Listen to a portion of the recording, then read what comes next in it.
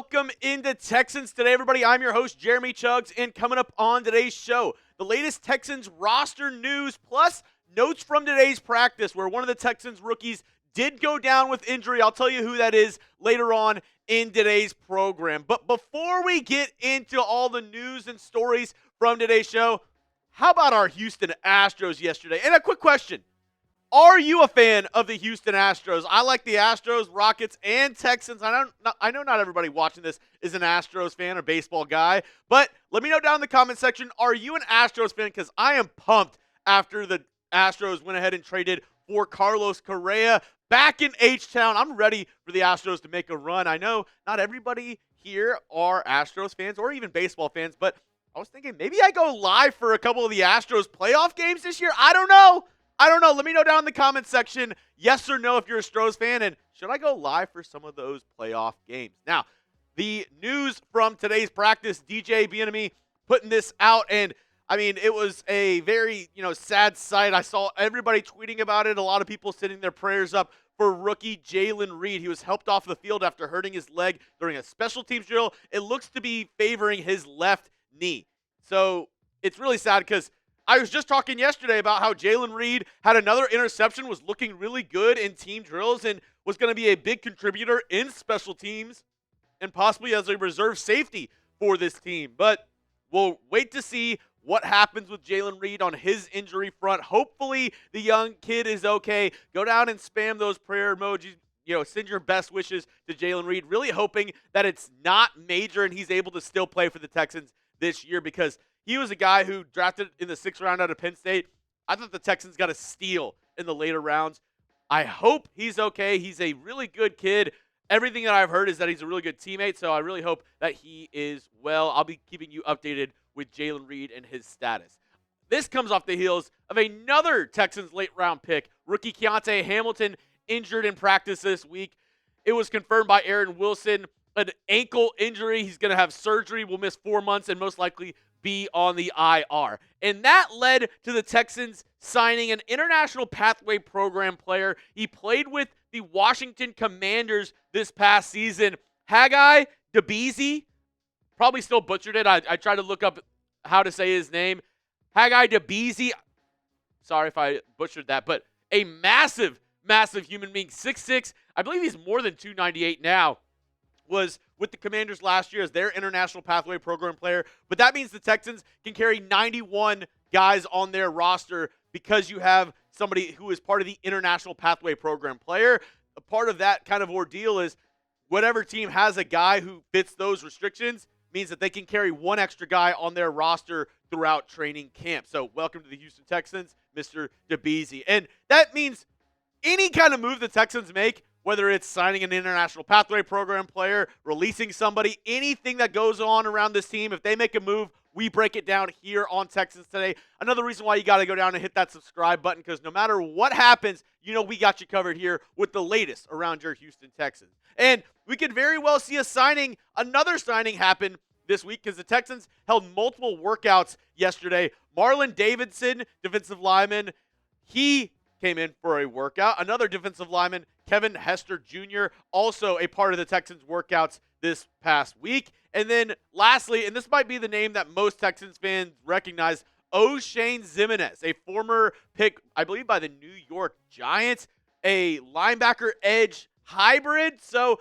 maybe we see one of those guys also sign with the Houston Texans this week. And if any of those three guys sign, I got you covered here on Texans Today. Now, coming up, more notes from Texans practice. I'll break down some of the highlights that happened out there on the practice field for your Houston Texans. Before we get into that, great deal with our friends over at Fanatics. This cutoff hoodie was $55, now just $33. All you got to do, go to chatsports.com/HOU cutoff sale, because it's a cutoff hoodie, and you will be able to find this. I believe most of the sizes are still available. It is on sale right now, but it won't last on sale. Once they sell out of certain sizes, that's it. So get it while the getting's good. One more time, this link right here, chatsports.com/HOU cutoff sale, will be in the comment section and description of today's video. Go check it out with our friends over at Fanatics, but use the link so they know that we sent you over there.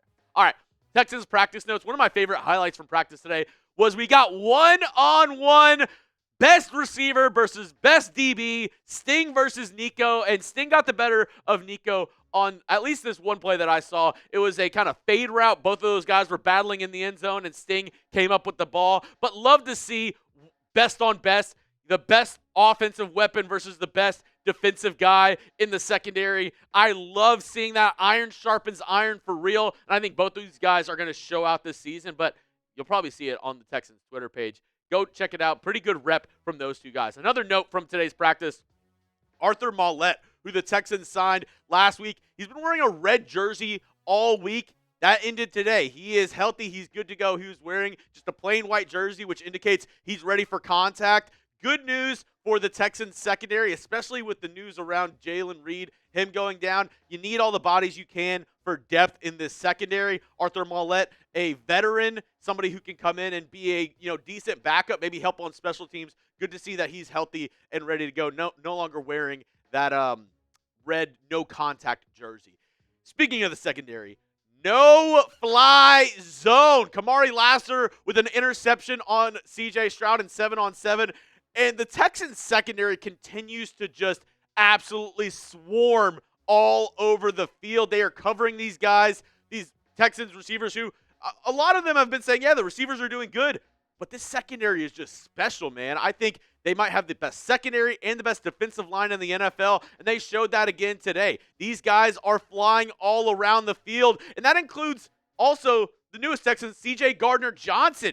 He was seen, making plays during camp, and at one point he looked over to the sideline and said, hell, I might get 20 tackles for loss with how they're playing me and how they're letting me come to the line of scrimmage and kind of knife through this offense. I'm excited to see what C.J. Gardner-Johnson can do with the Houston Texans. He's still a younger player on the right side of 30, has been in 2 Super Bowls with the Philadelphia Eagles, and was an integral part of those Eagles defenses. So I'm really excited to see if he can bring some of that veteran leadership and some of that talent that he's displayed for the Philadelphia Eagles down to Houston and be a, nice 1-2 guy with him and Kalen Bullock on the back end. And then you have Kamari Lassiter and Derek Stingley at the cornerback position. Watch out. And I'm not saying that the Texans defensive line has only gotten sacks because of the coverage, but they've gotten a lot of pressures because CJ Stroud, he's been standing there. He's been patting the ball looking for guys, and nobody's been getting open because this secondary is so good. I will say, though, guys who have been getting open, a lot of them in the slot. Because Christian Kirk, Jalen Noel, I think we have 2 slot demons. Both these guys have been absolutely fantastic. Christian Kirk, somebody who the Texans traded a late-round pick right before the Jaguars were going to release him. He's looked really good in camp so far. He had a one-on-one rep up against Jalen Petrie, and he looked really good winning that rep up against Petrie in the slot. And then Jalen Noel, he has been dominating with the second-team offense, a really good rapport with Davis Mills. I think if you look at this Texans wide receiver room, Higgins and Collins, they're going to be your outside guys, really good. But you can kind of rotate in Jalen Noel and Christian Kirk in that slot. And I trust both those guys to make plays for this Texans offense. And sneakily, I think both those guys could have more than 500 yards this year receiving, because I think C.J. Stroud, especially with the new offensive line, there's going to be a precedent of him trying to get the ball out quicker. We know Nick Caley, a former New England Patriots guy, part of that Patriots offense was Tom Brady getting the ball out quick. Don't hold the ball. And what does that mean? You're looking for those hot routes, and a lot of the times those hot routes come from your slot guys like a Christian Kirk and like a Jalen Noel. Another note that I've seen, Brevin Jordan continues to impress. He's looking 100% healthy. He had a pass from C.J. Stroud, a little bit too high for him. Full extension diving for the ball, did not get it, but that's good. Good sight. Somebody who was injured last year, did not play, injured in week 2 up against the Chicago Bears, is full out diving for balls. He looks fast. He looks healthy. He looks like he's an athletic freak once again. So it's really exciting to see some of these tight ends like him. Kate Stover has looked really good. Dalton Schultz has looked really good as well. All these tight ends looking really good during training camp. That's a good sign for this Texans offense. And I will say, C.J. Stroud, I know I talked about him with that interception to Kamari Lassiter in the 7-on-7 drills.